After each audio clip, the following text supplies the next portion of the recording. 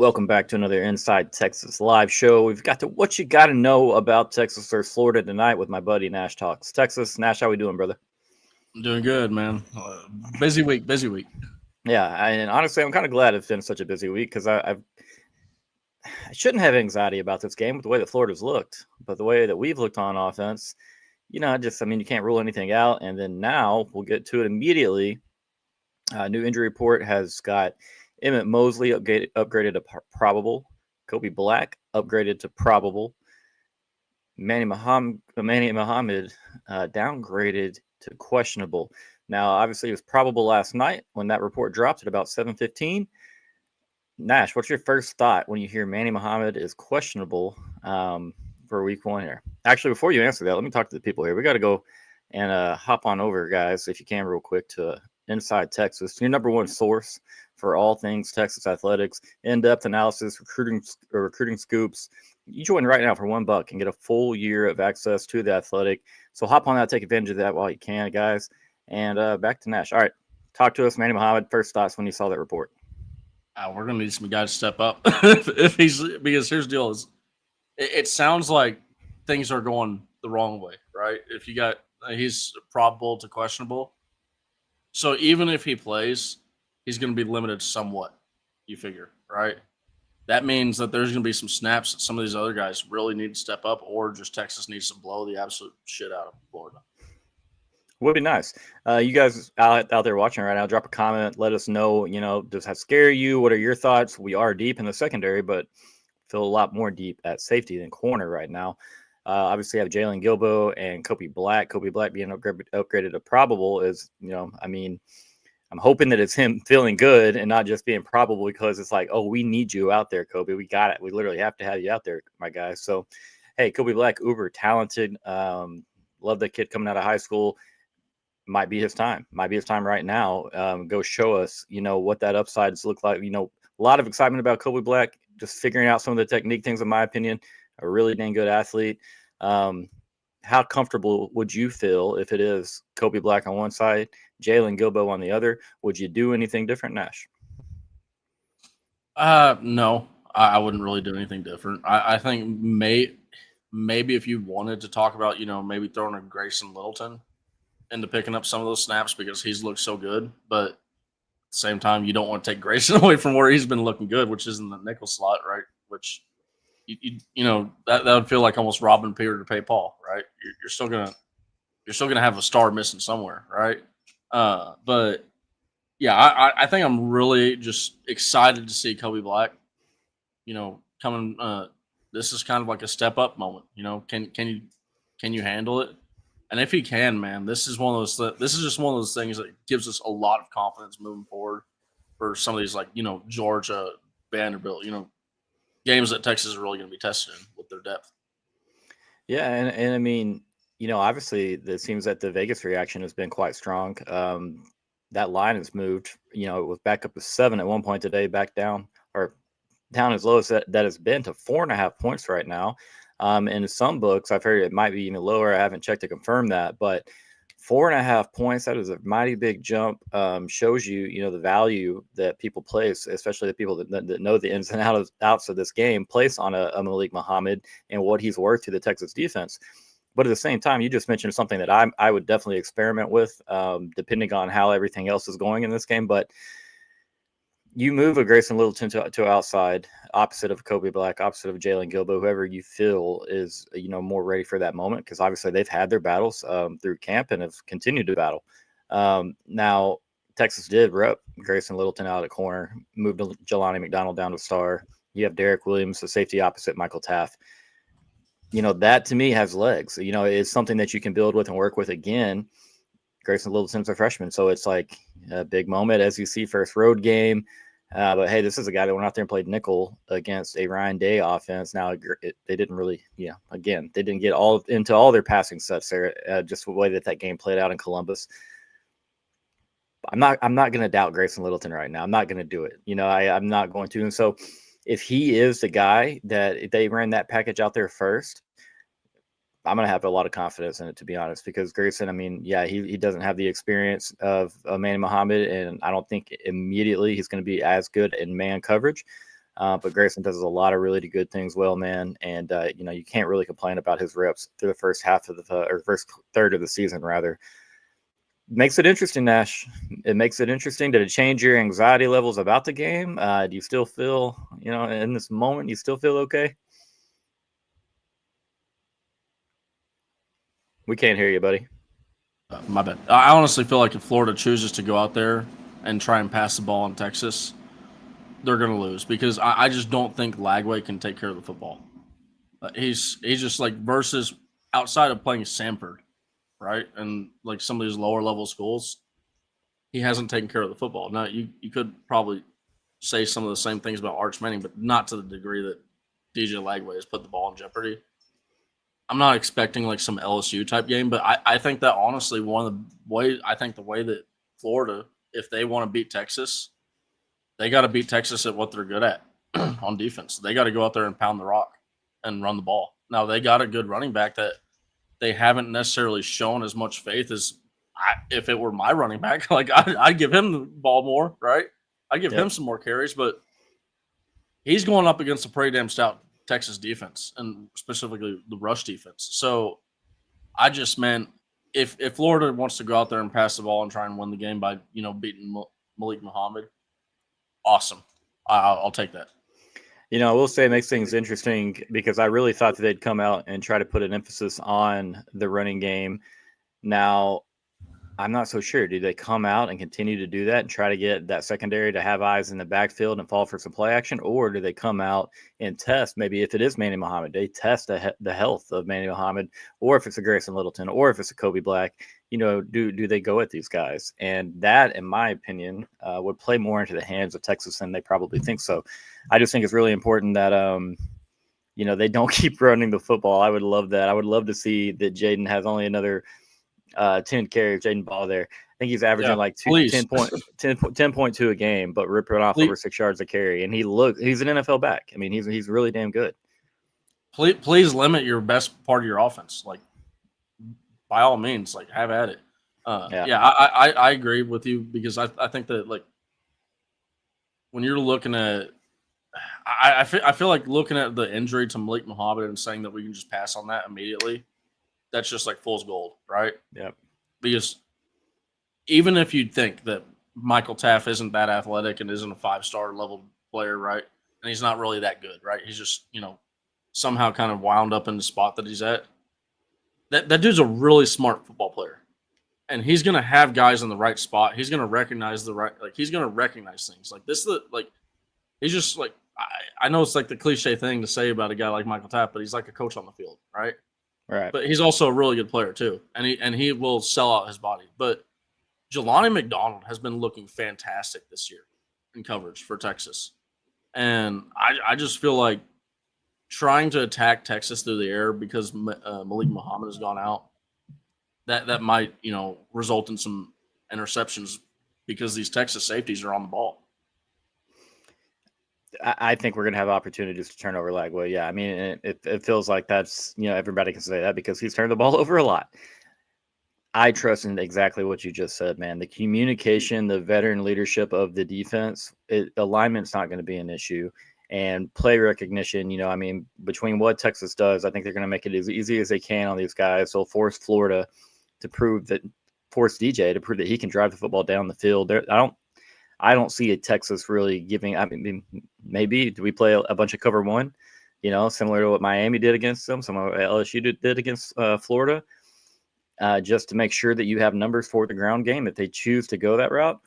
Or does Texas maybe try to protect these guys a little bit with some zone coverage, some too high looks or things like that? So I'm curious to see how we handle it all. But ultimately, man, I feel pretty good. I still feel pretty good, man. I'm not worried necessarily about it any more than I was before the news. And that's not a knock on Malik Muhammad. Obviously, fantastic. Would love to have the young man out there on the football field, but I got a lot of confidence in some of these other guys. I like the talent of Kobe Black. Again, he's in a battle out there with Gilbo through camp. Just more motivation. The kid's working hard. Hopefully, as you said, this is his, maybe time to shine. Coming out party, if you will. Try not to overuse that term. I have a habit of doing so. But all right, Nash, when you talk about give me 3 things Texas does well in this game if they walk out with a W from the Swamp. They run the ball well, number one. Like Steve Sarkisian at this point, people are going to Give have me to give me like a maybe is there a number in your head that you're trying to get to? I know it's not just as flat as that, but is there you have anything in mind as far as what you need to see on the ground? Let me see here. I'll get back to you on that one. Okay. What else? So number one, I want to see running the ball, run the ball well. With Steve Sarkisian, you're like people are just gonna have to get over it, right? He wants to run the football. If he's got a lead, I don't care how bad the running attack is. He's going to sit there and try to run the football, right? He wants what happened versus Alabama to end the game. So when you're looking at like the game log, honestly, give me 200 to give me 250 to 300 yards. If we get 250 to 300 yards, that means that we've either broken some really long runs, right, which would be a really positive thing to see with this rushing attack, or we've sustained a lot of rushes and we've sustained a lot of drives and we control the game on the ground, right? And then Florida's sitting there; they ended up having to pass the ball more because they're so far behind. Two, I want to see the defensive backs play well, and especially if we are going to lose Manny Muhammad. I mean, this is a big time player to not have out on the field, right? Like this is like he's I think in the last like 21 starts or something like that, it's like 14 of them or 16 of them have been he's held dudes under 40 yards receiving. So this is kind of a like legit dude out there playing football for us. People still sleep on Muhammad simply because of the Clemson game. People give him way too much flack over that. Yeah, it's honestly like that's his only bad game. Yeah. Like that's his only game that you can point to and go, probably needed a better game, right? And I know that Florida doesn't have a strong pass rush attack, but I want to see no sacks, right? With a quarterback like Arch Manning, I mean, like he's reminiscent of that number 16 right there that you got over your shoulder, and as far as ability to move the foot, move. And man, it's just when you got a guy like that, you don't need to be allowing him to have sacks, and you really don't need to be allowing him to have sacks versus this Florida. If this Florida team's getting sacks against Texas, we got some problems on our hands. Because even Steve Sarkisian's kind of pointed out, like, hey, this team's probably not a team that is going to sack the quarterback as much. Yep. I mean, they haven't done a good job of it so far. Again, I definitely will agree with you, man. If you run the football, my number is more about 185 to 200. I think that if we can get in that number, it's going to be really difficult for us to lose because I know that we'll draw up some stuff in the passing game, the quick stuff, the intermediate stuff. Hopefully, Arch is on it. And, I feel good about us moving the football. It's now converting in the red zone, finishing off drives. That's going to be something that, hopefully maybe looks a little bit better after a bye week. Going to have to be one of those things. I'll believe it when I see it, but I will say I've liked the plan in the red zone so far. I think Arch Manning and his legs are going to be a big cheat code in the red zone. So you'll continue to see a lot of that. I've got Arch getting in the end zone one time Saturday with his legs. For me, brother, running the football, man, you got run the dang ball, man. We're going to have to run the ball at times. There are some yards. I think, today one of, if it was Eric's article or if it was Ian's article, but just talked about Florida being maybe a little more susceptible to giving up yards on the outside and the inside. And so, Texas has ripped the wide zone plenty of times. We have the quarterback power stuff that kind of bounces out. There are things in the playbook where maybe we can hit them for some big chunk plays that we really haven't seen out of the ground game yet, man. That's what I would love to see, some explosive out of the ground game. Let's rattle off a 20, 25-yard run there on the opening series and just see maybe if that takes a little bit of pressure off the offensive line as far as run blocking. But two, obviously I'm going to go on the flip side of this. I'm going to say limit the explosives. I don't think DJ is necessarily capable of beating this Texas defense. Again, we'll see what it looks like in the secondary if Muhammad does not go or is limited in any capacity. But, that's what Texas has been so good about, man, in the past, is just forcing teams to go the length of the field. make this Florida team who struggled to do so, make them do it. And then again, when you get inside of the red zone, I feel like Florida's going to have few opportunities to do so and stand tall, limit them to 3 points right there. You don't want Florida having 3 red zone trips and scoring 3 touchdowns like Ohio State crossed the midfield twice and got the maximum amount of points that they could get out of it. Can't have that. 3, I mean, let's just protect the ball, bro. Let's not help out a struggling Florida offense, setting them up inside of our own 30, inside of our own 40. I feel really, really confident that special teams is going to go Texas's favor, assuming all things are fine with the weather. It looks like it's going to be pretty mundane if it does rain at all. But I mean, it's coach speak. It's still run the ball. Limit explosives. But I mean, that's how this game is going to be one man. You have 2 good defenses. You have 2 offenses who, maybe in this game aren't going to want to beat themselves. You know what I mean? Because Florida has turned the ball over a lot. Texas has turned the ball over a little bit. You have those defenses in your pocket, but do you go ahead and when do you push the envelope? So I'm very curious to see what Steve Sarkisian has for an opening script, and we're going to actually ask Nash what he would do with this opening script. But first, we're going to hear a word from our sponsor, David McClellan.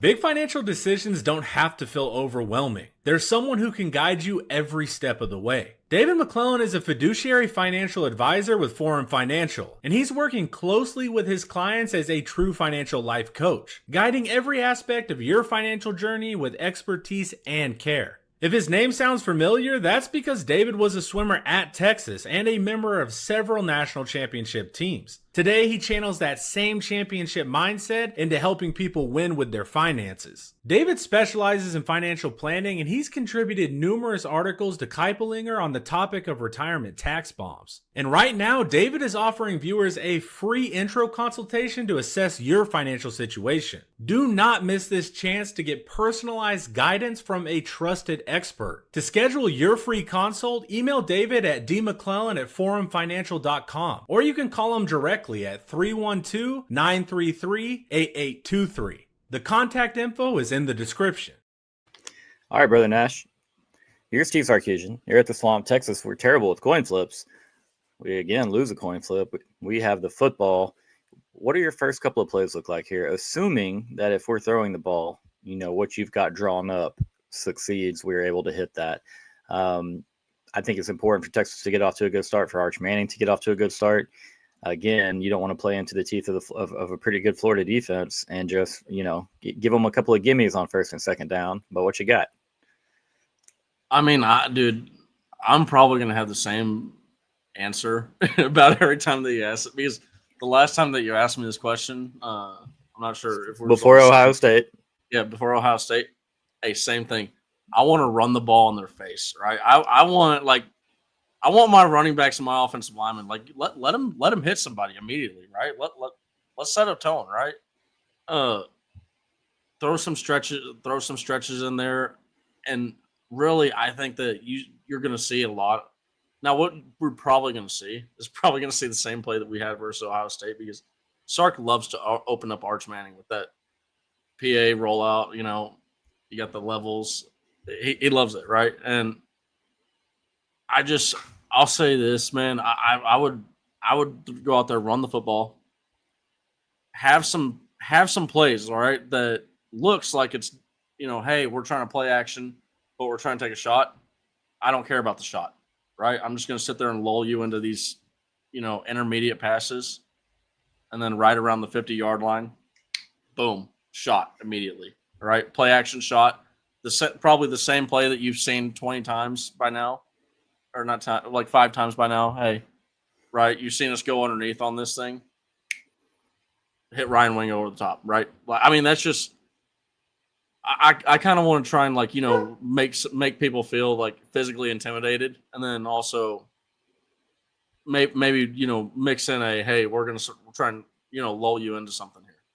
Yeah, no, I like it, man. I mean, maybe you set something up with one of your first few calls to set up your shot there. You know what I mean? You give them a look, and then you run something a little bit different off of it. Me personally, man, I kind of want to see Texas go with some tempo early in this game. I want to see this Florida team, this Florida crowd that really doesn't believe. It doesn't seem like they believe. I know the fans don't. The fans, I've seen the comments all week on X, on all of my posts, and there's just not a lot of confidence there. And when you talk about their head coach, there's a lot of things being said. So let's get the crowd out of it. I've been big all week on saying I want to see Texas put up a 10 spot in the first quarter, make Florida, Florida probably, in my opinion, Florida will throw something at us early. They'll probably hit a play or two early in that game. Maybe they get 3, maybe they get their 7, but we'll see their very best in the first 2 drives, in my opinion, on the offense. Their wrinkles will come out because at the same time, they need this crowd energized. They need their own team to believe in what they're doing. So I want Texas to counter with tempo. I want Texas to counter with using the width of the field, but also let's do everything we can to avoid a negative play. The drive killing, the negative plays, pre-snap penalties. So I don't know if I'm going hard into snap counts. I'm going to have a little bit of motion, but maybe not anything crazy. But I want to see Texas go fast. I want Florida to be on their heels a little bit. And if we punch them in the mouth, let's just see how they react. And maybe they do stand up. Maybe it's a 4-quarter war and DJ Lagway throws darts. Maybe Texas misses Malik Muhammad more than some think they will if he's out. But man, I want to see us going fast. I don't want to see a lot of standing, a lot of letting this crowd build up. Gator players, building confidence and celebrating. Let's make their asses line up time and time again, really, really quickly early in this game. And just, again, I've been all week long. Let's see if after a quarter we can get Florida to question, what are we still fighting for? And again, it's not to knock their student athletes. They fought really, really hard early on, but then late in games, the effort does deteriorate just a hair. And my opinion is because similar to Oklahoma last year, you've watched that offense time and time again. You've been on the field most of the game because of the offense's inability to move the football. And for one, you're tired. And for two, it's possible sometimes your will breaks. And again, it's not a knock on those kids. It's just what I want to see Texas do to Florida because I've seen a couple of other teams do it, preferably a little bit earlier, Nash. Let's go ahead and do it earlier. Get some people headed for the exits there late in the second quarter. See, this is where I think that, I'm just going to defend my stance for the run the football. Man, you get them give them a few third downs, fourth downs, right? Convert those things on them. Those fans are just going to be like, yeah, fire this asshole, right? like I don't want him. I don't want him on the sideline, right? We'll have Florida fans on our side within a quarter, right? Yeah, they'll just be we just got Texas in the 3rd and 6, and Texas just moves the chains, right? Yeah. Like these are the things that they gotta. I have a theory, Nash, and it's if this was Mississippi State, if this was Tennessee, maybe Tennessee is a bad example, but it's still close. If this wasn't a premier program or a brand new Texas who happens to be a premier program, I think it's that it's our first trip to the swamp in almost 100 years, man. They're going to be revved up to see the brand Texas come into the swamp. And they will be revved up until Florida gives them reason not to be. So yeah, I'm absolutely with you, man. By the end of the quarter, by the end of the second quarter, man, if things go the way that we're hoping, there's a few Gator fans headed for the exit and they've completely punted on the Billy Napier era and they're not going back, But I mean, you can't rule out the fact that, this is a Florida team that's off a bye. Billy Napier is fighting for his entire life as far as being a Florida head coach right now. We're going to see their best shot early. So as much as I want to see Texas hop on them, I mean, they're going to be over there doing the same thing, hoping that they can put the pressure on Texas and an Arch Manning, Steve Sarkisian to scheme up some points. And then when that defense, I mean, they've been pretty dang good. So if we give them real reason to believe and hope in this game, which I mean, they're going to do in the beginning anyways.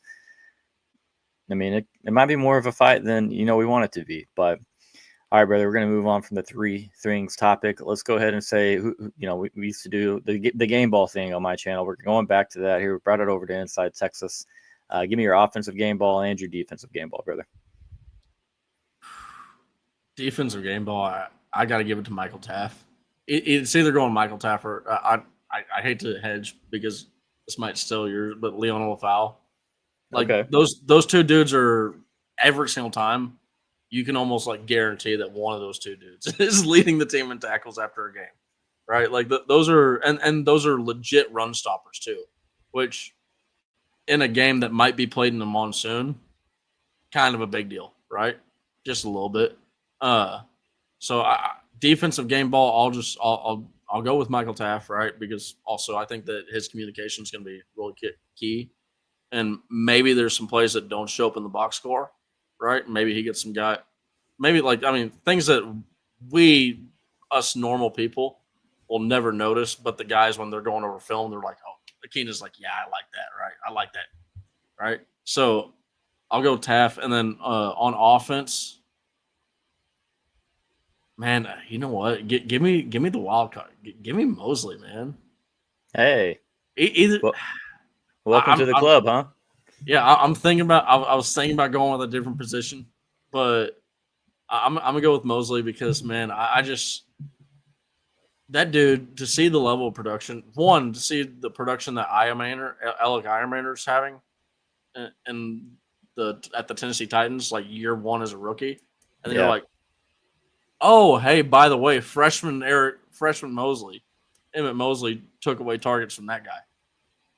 Okay, right? Like, maybe there might be something there. And to see the like opposite of what Manny Muhammad was, right? Manny Muhammad was probable, now he's questionable. To see him going from questionable to probable, that just feels like a really positive development. It feels like, hey, like this is a guy that it really felt like, hey, we're not going to try and push back. Like, we want him to get healthy first. And if there's any sort of question, he's not hitting the field because he's going to be a very important piece. No, I agree with you, man. And I don't think, again, coming into the season, I was very, very high on Emmett. I still, considering he's coming from Stanford and they play, about at midnight every night out there, the country hasn't seen a lot of Emmett Mosley. He's going to have, in my opinion, more eyes on him this weekend than he's ever had. It would be really cool if he could create a boon to this Texas offense and, provide, maybe he only has 40, 50, 60 yards, but some pivotal catches and some third downs, which we've been awful at. And, just help us get in the end zone at that, But he's a very willing blocker. I will say that on film. Blocks downfield. That is another young man that, like a Ryan Wingo, like a DeAndre Moore, they're going to give maximum effort out there at the wide receiver and blocking position, which, hey, helps the ground game, baby. Let's get it rolling. So, yeah, it's going to be good to see 10 out there. Now, I will say he doesn't pretend, right? Am I crazy? No, Vince, that number's no. I was so sorry. At Stanford, man. I'm sorry. I should have asked. At Stanford, he was 10. I was about to say, what happened to you? No, man, it's a long day. Middle school volleyball mentally wore me down again. So let's see. My defensive game ball. You know what? I'm going to go Kobe Black. Kobe Black. It seems like he is going to be on the field. In my opinion, if Manny Muhammad is questionable on a Thursday, that means, and this is not anything that Inside Texas is directly reporting, just my opinion, that Manny is most likely to be a little bit limited on Saturday. So Kobe Black's going to see some action. I would imagine that the Gators take their shots at Kobe. Of course, they'll go at Jalen a little bit as well. But, hey, I think Kobe Black steps up. Again, Nash mentioned it earlier. His time to shine, baby. Let's go ahead and get it done, Kobe, if he's out there. And plus, I like going against the grain, being a little bit of an oddball with my game balls because it's just so easy to just say Michael Taft. No offense, Nash. You know what I'm saying? There's so many guys that you could pick at Texas and you're like, yeah, that's a great pick because there are legitimate chances that they get a game ball each and every week, especially the linebacking core right now, man. Dang, we're blessed in that regard. For me on the offensive side of the ball, yeah, a lot of fun, man. When Ty Anthony is playing the way that he is, and he's not a starting linebacker, I mean, he's starting for 99% of teams across the country. He's just not starting at Texas right now. Makes you wonder about the freshmen that we have too. Like, hey, maybe there's some just dudes that were like 2 years. We're like, oh yeah, that's why he wasn't playing. Yep. Yeah, I mean that we are deep there. Again, I think Texas has the best linebacking unit in the country. All right, offense, game ball. Let's see here. You know what? Return of Big Jack injuries. He has not been a huge part of this offense the last couple of weeks. I think it's time. I need Texas to do the short stuff, the quick game. I need us to continue to be successful in that the way that we were Sam Houston. Again, it is Sam Houston. They are probably going to lose to New Mexico State tonight. They are bad. Please gamble responsibly, but I do like New Mexico State a lot in that game, guys. So I'm going Jack injuries, man. Jack's getting in the end zone. Most importantly, he's going to help move the chains. The third downs, I just talked to, we referenced with Emmett Mosley. Jack injuries is going to be a part of that, man. He's got to be. I think Sark has been holding back a little bit on some of the things that he has for Jack injuries. He's been playing a lot of tight ends to build some of that tight end depth. He's been running a lot of 12 personnel. So, we saw Washington. I wish we had Whittington. Washington score on the tight end leak against Sam Houston State. Wouldn't be surprised if Jack Andrews gets loose for a big explosive play at some point for Texas this weekend. So, give me Jack, give me Kobe. It's time. I don't know if I've got one right yet.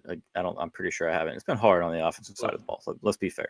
I'll say Jack is an outstanding answer because that was my second answer. Right? that was the other position I was going for. I didn't want to, do what I did all of last year on your show, taking both your answers. But I will say this: I like the tight end position more. I like that position in football more than I like any other position in all of sports. I am obsessed with the tight end position.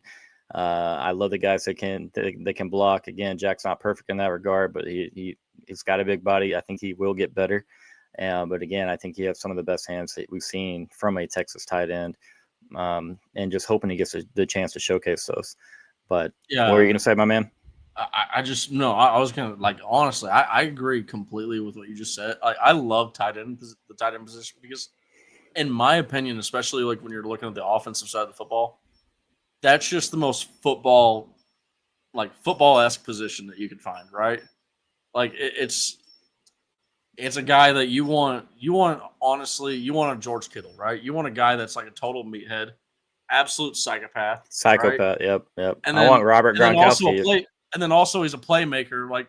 You just it's honestly kind of crazy how much different you want the position mentality-wise away from what a wide receiver is. Because wide receiver, you want the diva, you want the guy that, if I got three guys that think they're the best dude on the football field, right, and the best dude in the league, and just pass me the ball every play, right? Right. I forget what wide receiver it was. It's one of these old 2001 to 2003 guys, but he was talking about in the Red River. He's going up to one of these quarterbacks afterwards. He's like, man, I was open every play, right? And then they start tossing the ball and they start winning the game, right? So it's wide receivers, they kind of want to back it up, right? Yep. But often those tight ends, man, they just got a special hey, I just want to hit you, man. I just want to hit somebody, right? They take pleasure in that. They obviously scoring and catching the football, but you look at it a Mark Andrews. Mark Andrews doesn't look jaded at all this year. He's just hey, I'm fine with going out there and smacking some dudes around, right? Yep. That's what he's been regressed to via injuries. I hate it for the guy. Even if he was a Sooner, he was fantastic in the league when he was healthy, man. Elite, and not just as a blocker.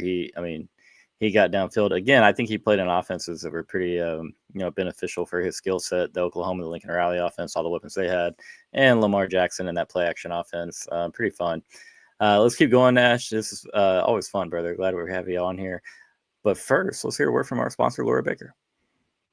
If you're looking for a home in the Austin area, there's only one number to call. That's Laura Baker at 512-784-0505. Laura's a part of the elite Andy Allen team at Keller Williams Realty. She's helped Longhorns find their dream homes all over Central Texas. You can just ask our very own Ian Boyd, who moved from Michigan to Texas with Laura's help. Whether you're searching in Austin, Round Rock, Georgetown, San Marcos, or even parts of the 254 or the 210, Laura has you covered. So call 512-784-0505, or you can email her at laura@andyallenteam.com. She's a Longhorn, a friend of Inside Texas, and the person you need to call to get your next home in Central Texas. Call Laura Baker today. Contact info is in the description.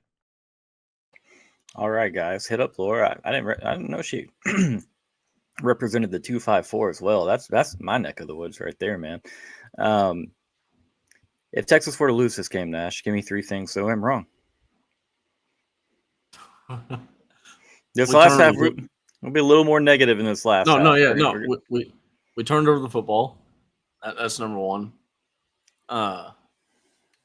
Number two, struggled on the run with the rushing attack. Number three, I got to borrow what I did for Florida. I think that if we lose this game, we're giving up a lot of yards on the ground, right? We a stellar rushing defense that's looked like one of the best that we've seen at Texas, if not the best in the 21st century. We're all of a sudden going, yeah, we got a lot of different feelings now. I'm with you, man. For me, it's, you lose the turnover battle, obviously. I think Florida might almost have to beat us by a couple in that margin. And again, it depends on what you do off the turnovers. We'll go to the hardwood and say, points off turnovers. But, if we can't stop their ground attack, and then we are a little limited at corner, things get pretty dicey from there, because do we hold up with some of the play action stuff? Are we able to keep our eyes out of the backfield? And again, I have faith in these guys. We're just talking about what went wrong. I don't think that we see a Texas team that struggles with the ground game.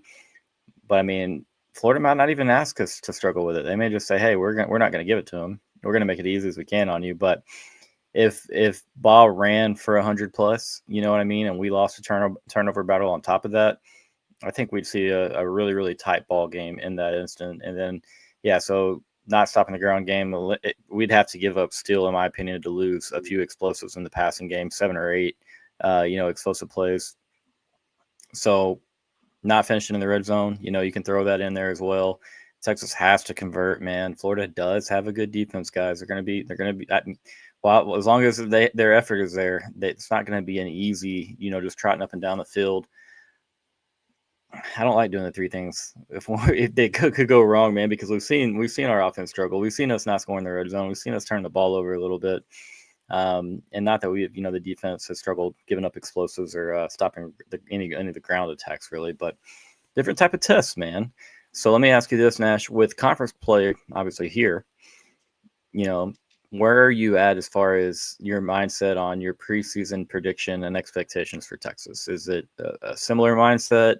Obviously, I don't think anybody quite anticipated the offense to look the way that it has. But then again, man, Texas, in my opinion, come years in, they're gonna have a defense that's top 2, top 3 in the country at worst. Yeah, and like all when we say the defense, right? Like right now, because we lost to Ohio State, it feels like we have to sit there and say, top 5, top 3, right? Yeah. Let's be honest, right? No, I'm not speaking for core here, but I might be. Texas is probably the best defense in the nation, and that's also how I feel, right? I feel like Texas is actually the best defense out there, and when you look at what travels, man, defense travels. Like it's like you said, like when I'm sitting here thinking about like these like 3 things that could go wrong, I'm just sitting here thinking about like it's almost like making me sick to my stomach thinking about like Florida getting running yards on this Texas defense, because this is such a good defense that like if that happened, right, it's something wrong is happening out there, right? Yeah. You're missing tackles, dude. Just bad play calls, right? Like I don't know, like it would have to be missing tackles, and then like that just. I've gone back and I've watched games from 2021 and 2020. I don't recommend doing it, by the way. It's for the brave heart. Okay, I don't got a brave heart. I'm just stupid. But man, it's just such an alien looking team. A lot of actual like dudes out there. Like you got Overshown out there, right? You got Jalen Ford running around out there. Like there's some legit dudes out there on the football field in 2021. But people were just missing tackles all over the place, right? Like almost what you said earlier with the this Florida team, right? We had leads, and because our defense was on the field so much, all of a sudden we're giving up 21-point leads, and then people start pointing fingers at the defense saying, "Hey, y'all suck," and then the defense is like, "We can't play 60 minutes on the damn field," right? So it feels like we've gotten to such a good defensive point under Pete Kwiatkowski, where he's whether he realizes it or not, right? We're getting way too spoiled with Pete Kwiatkowski recruit, because when you have recruits coming in and then you got a guy like a Grayson Littleton just step up, and then hey, by the way, we didn't even regress. We might have actually taken a step forward with a guy like this. It's crazy to think about, man. I love defense too. That's one of my favorite parts about football. I love.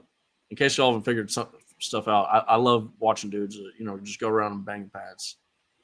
Yeah, as much as a tight end guy, I'd love to see. I would rather watch a team that has a good defense and a bad offense than a bad offense Sorry, and then a Bad good offense defense. and a bad defense. Because I saw 2021. I was at the Cotton Bowl. I did not enjoy watching Caleb Williams go up and down the field. I guess 55-48, cool. A lot of fireworks, a lot of fun. Sure. Overbetters, cash, sure, great, all good. No, that's not fun for your stress level. I'm sorry. Didn't enjoy that whatsoever. So yeah, very grateful for PK and the growth of the defense. Again, his previous stops, Washington, that defense got to be pretty elite at times, but it was after he had guys in the system for years and that he could teach. And, he does things a little bit differently than most defensive coordinators do. And that's not a knock at all because it dang sure works for him. Yeah, I mean, like you just said, him having the waves of depth now is just a new way or a new element that we're seeing of, PK's tenure in his era at Texas as the DC. You're able to roll out so many different defensive linemen. You're able to get who you want in the portal from a defensive tackle because you just put a slew of guys into the league over the last couple of draft cycles. The linebacking core, homegrown, baby. Obviously we added Brad Spence, but walked him down to the edge room. But, I guess, we trade more at edge and we kind of have him in the back room. So I guess can't go full homegrown. But Anthony Hill obviously was a massive recruit to get and help change, the athleticism of this defense, especially in that room. Ty Anthony Smith is a freaking rocket. Might be my favorite player on the team. I just love Ty Anthony Smith. That dude is a dog. And then obviously, Leona's growth, his tenacity and physicalness, man. I mean, it's a great problem to have, brother. But at the same time, they're going to take their time. They're all going to step up, make plays throughout the season. Wouldn't be shocked to see them step up and make plays on Saturday. At the end of the day, I still feel comfortable that Steve Sarkisian has a really solid plan early in this game, that he gets Arch Manning going. Again, this is based on my trust of Steve Sarkisian and what his teams have looked like coming out of bye weeks, what he's done with quarterbacks, with time to prepare. And again, I think most of Arch's problems have all been up here, mental progressions, just everything a little bit too fast. I still feel good about Texas winning. Now, my season expectation, I still trust his defense. I like the way that we match up with Oklahoma's offense. Again, you got to play the flip side of that coin and say, yeah, that defense is probably going to win more battles than they lose against Texas. But hey, man, I mean, Kentucky, Mississippi State, I love what Jeff Lebby's doing over there. But at the same time, they're going to be a lot better in a couple of years if he hangs around than they are right now. It doesn't completely have his dudes. There's still like 55 new guys on that roster. For me, I would be hard pressed to think with the defense that they have and the offensive line issues they have that Texas doesn't leave Starkville, Mississippi with a win. And then you're starting to get towards the end of the schedule and you got home games with Arkansas, you got home games with Vanderbilt, and then obviously go to Georgia. My floor coming into the year was 9-3. I'm not moving off of that. I still think that's the floor. And my ceiling was 11-1.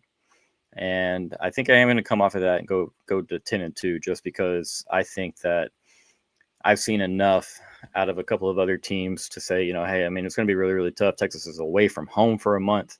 And then that November schedule is not easy at all, brother. Vanderbilt looks legitimate. Now, what do they look like in November after they've taken, 3/4 of a season of SEC play and, having to be physical week in and week out? Because, again, they don't have the depth that a Texas has or that these top-end SEC teams have, which I think could be proved to be an issue for them on Saturday. But, again, you got some home games in there. I can still see 10. I feel bad moving off 11-1, and I don't think Texas can. I don't think that we can't go into Athens and win that game. So, you know what? I'm back. I'm walking it back, Nash. I'm going back to 11-1. I had to play some things out mentally, brother. So yeah, I'm still where I'm at. Floor 9-3, ceiling 11-1. Look, anybody. Let me just say this: if anybody ever starts to doubt their 11-1, prospects, just look at the defense, right? Look at the defense and go, yeah, what was I worried? What was I thinking about, right? We're going to be in any game. Because here's the deal: is people love to say, oh, well, Ohio State, they were vanilla versus Texas. They could have really opened it up. Yeah, they could have opened it up and started turning over the football, right? Like there's right. More than one reasons why. It's not just because it's his first start versus a big like in a big game, right? That's not why they're sitting there running the ball. They're doing that because they respect this Texas defense who is turning over Will Howard, who, if you go back and watch the Will Howard stuff, right, and watch some of the guys break it down, Will Howard was having to make some amazing throws versus Texas in that Cotton Bowl to beat Texas. So this is just, and then again, defense travels. I've also loved kind of it, this isn't from Florida fans, right? This is mainly from like it feels like Oklahoma and A&M fans, but it's funny watching people like trying to say, "Oh, well, Texas is bad on the road now that we lost one game in the last 23 road games." Like you said, I mean, I've got a lot of faith in Steve Sarkisian to go out there and get the job done, and this team to go out there and win games. But I'm not moving off my 11-1. I was originally 12-0, right? Look, y'all are just gonna have to take me chip away one loss at a time, right? If we lose one more game, I'm finishing 10-2, right? That's where I'm feeling. Until Steve Sarkisian gives me another reason to think otherwise, I'm rolling with my guys. Yeah, and I don't blame you. And that's the thing. I'm not even trying to sound like a fan in this instance. It's just that, as you said, the defense is elite. And again, I would prefer to see us healthy, but feel confident about depth. But if the offense gets better at all, man, you know what I mean? We lose to Ohio State 14-7. I mean, let's call it what we looked really, really bad offensively, like really, really bad offensively at times, and we still moved the football. We still were able to find yards. Now, again, some of those came in the end when Ohio State has a 2-touchdown lead. I don't care. I don't think their DC, the captain of their defense, Caleb Downs, I don't think they're over there trying to give up yards. They're like, oh, it's okay. We gave up a first down here. They know in the back of their mind, like, oh, if Texas makes this a one-score game, this got really, really interesting really, really quickly. So, yeah, I don't really necessarily buy that, oh, well, they're prevent defense. No, I'm not buying that. Arch Manning still was having to make some pretty dang good throws in that run of time. But at the end of the day, yeah, and I'll address that comment right here. Specker, I appreciate you watching, brother, but I want John Mateer to play. And it's not necessarily that I want him to play healthy, by the way. Yeah, healthy, of course. Yeah, I want John Mateer to be healthy. For one, I think he's a good kid, and he's fun to watch. He really is. But at the same time, I hang out on Twitter almost all the time, and I already know what's coming if John Mateer does not play. And that's not the reason that I want him to play. I genuinely want the kid to be healthy and him to play. I want to see our best versus their best. But I think the way that we match up with that offense, again, flip that coin, they probably saying the same thing up there in Norman. But I feel good there. I really, really do. As far as, this Texas team and reaching their goals, man, this offense is going to get better, guys. Like Arch's mind will slow down. Okay. He's got, you can imagine the things that are inside the program that they're trying to do to help the young man. And I doubt they're putting too much pressure on him, but they're definitely, they're working on it. All right. So just give it a little bit of time. I think we start to see Arch Manning and who he is. Hopefully what we think he is, our version of who we believe he is. I think we see that early in this game. And then if you have that on the road with Florida, well, I think that, gives him a lot of confidence. Obviously, going into a very big matchup with Oklahoma there. It's going to be a top 5 unbeaten Oklahoma. We need the Arch confidence to be there. We need Sark's confidence in Arch to be there. We know exactly what type of looks we're going to get most times because, teams dare us to do things. We know we're going to have a lot of the stuff underneath that we're going to be able to hit. Got to take advantage of it, make sense to run with that, successful runs with that. And you'll start to see the roof maybe come off of this offense. Some of the things that have limited us, they might dissipate a little bit. Are you confident in a solid offensive performance on Saturday, Nash? I know you just said you trust in Steve Sarkisian to get it done. Or you think Texas leans more on the defense? Yeah, no, I think that Texas goes out there and gets job done offensively. I really, my confidence is growing in Arch Manning, right? Like, I think a lot of the issues might have been overblown early in the season, right? Like, I feel like he was out there really trying to press to get the ball to Ryan Wingo. And then once that connection started to actually happen, like as it normally would, you start to see Arch Manning's, confidence start to rise when, hey, his wide receiver wanted him start to develop a little bit of connection, like breaking news there. Right.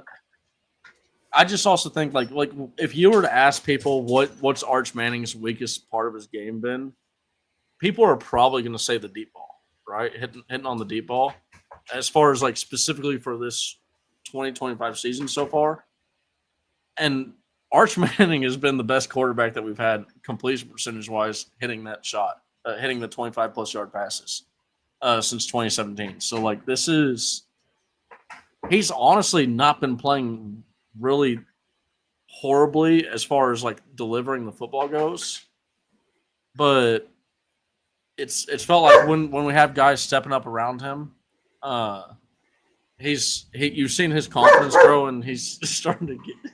I swear to Confident in Arch Manning's play. Yeah, no, I agree with you, man. Like we need him to hit the bunny stuff. You know, we need to hit him the candy, the underneath stuff, the easy, the mesh concepts, the speed outs, the digs. You know, that type of stuff. That's when I think you really see that confidence of Arch Manning just start to take off, man. And again, I think the plan goes a long ways. I don't hate the plan from week one.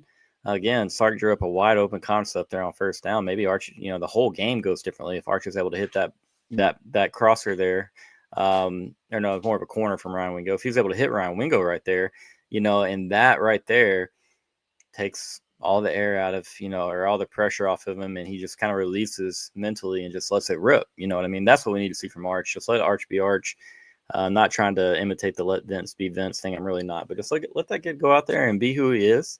Maybe not quite as fiery on touchdown celebrations. But again, at the end of the day, if he's doing that over Florida defenders, people are going to say a hell of a less than they were when it was the Sam Houston State defender. Yeah. Let Arch be Arch, right? When you, I know it's going to be really, you know, easy for people to say, "Hey, look, you got a quarterback that can run and he can pass a little bit." They're not even like close to the same quarter. Like this is where I would say, honestly, Arch Manning, if we were to compare him to great quarterbacks that we've seen at Texas, he's probably closer to James Street than than he is to Vince Young, right? Guy that can deliver the ball, guy that can do it on like as a mobile passer. Dog, there's no food there. Why are you? I'm sorry, man. Arch Manning got him riled up, baby. Yeah, no. Everybody else too. Going crazy, man. They're ready for this Florida game, man. But yeah. So I think that when you're looking at Arch Manning, right, as the mental, you know, side of the game starts to slow down, and you saw this versus Sam Houston State. And this is the other thing too. Like people were acting like they point to his bad game versus UTEP as if the strength of the opponent actually, you know, matters that much for delivering the football on an accurate basis. Because if you're sitting there telling me that, hey, Arch Manning only did good versus Sam Houston State because Sam Houston State's weak, so then that means you're telling me that, okay, San Jose State is weak, right? And then, but by that logic, UTEP is also somehow stronger than Ohio State, right? So it's just one of these scenarios where. Also, I would argue the fact that there were throws there to be made. You know what I mean? It's not like Steve Sarkisian's just really struggled and suffered with scheme, or that we can't get anybody open. You know, we've had things available and we just haven't really taken advantage of it. You know, hey, there we go. We got some Sooners in here. A little Arch overrated. You know, hey man, so far the young man has struggled.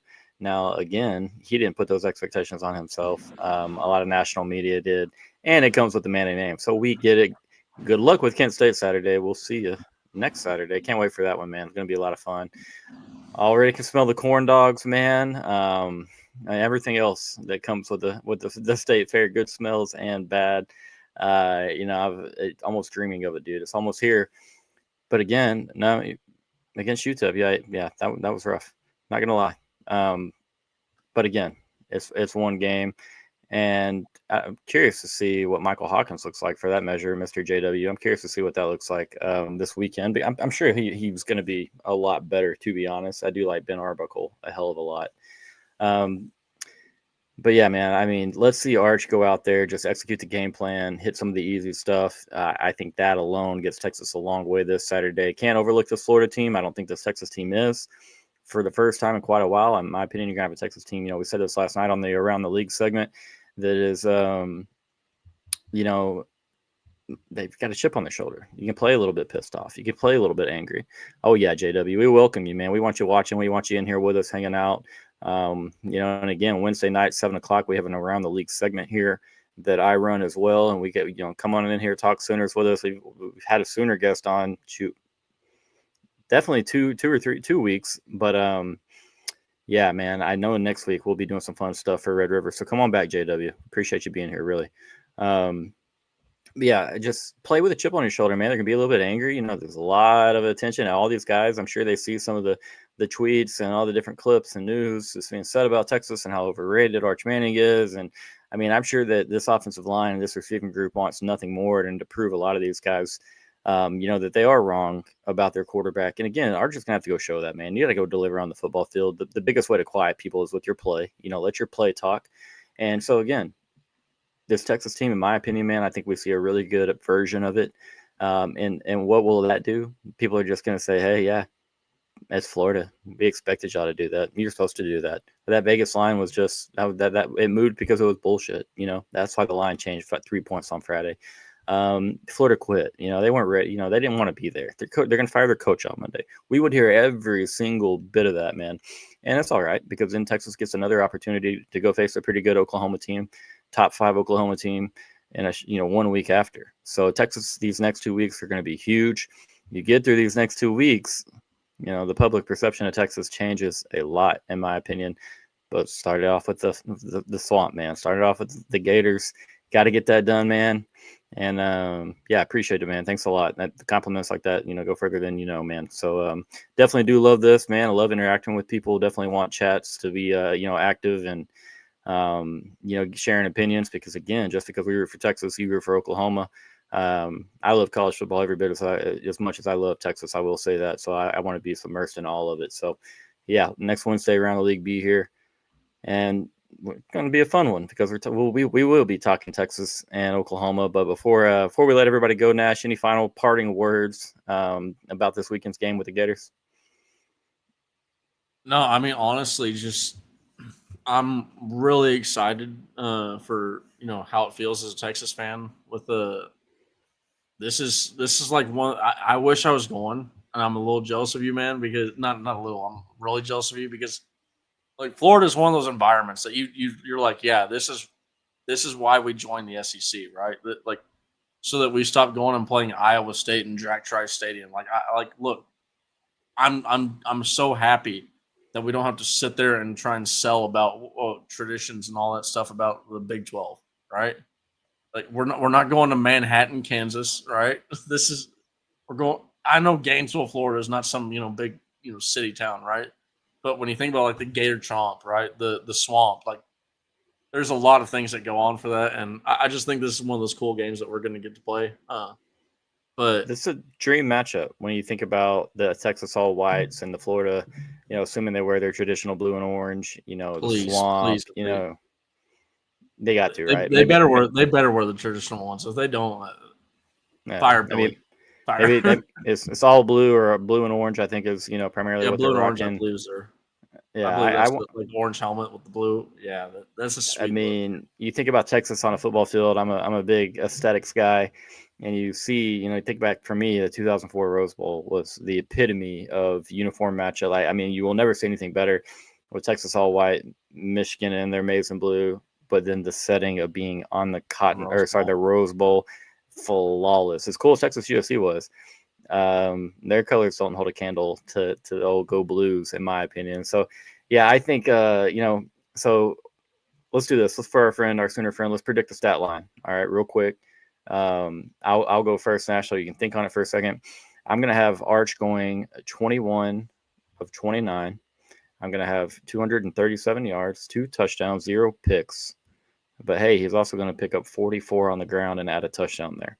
So yeah, I mean Florida. Hey, again, we beat them. People are gonna say it's expected. I definitely get it, man. We would need to see this team on the offensive side of the football have a good outing against a good defense. We're got to handle what we can handle ourselves. What do you got, Nash? I got 283 yards on the yard.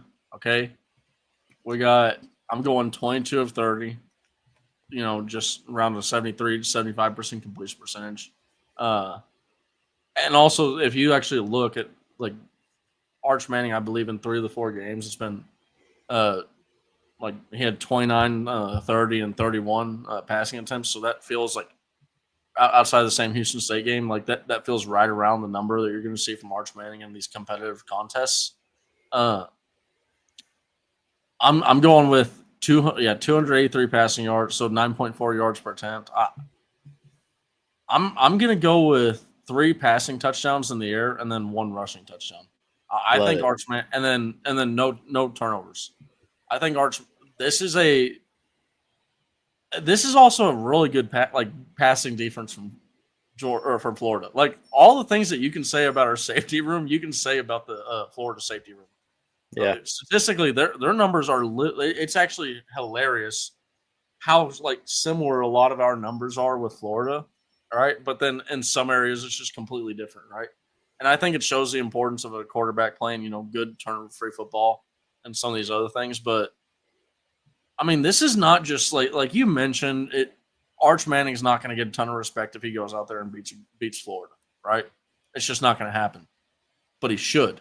This is not some just pushover Florida team that, they aren't as good as, they're probably better than what their record suggests they are. But I think it's honestly,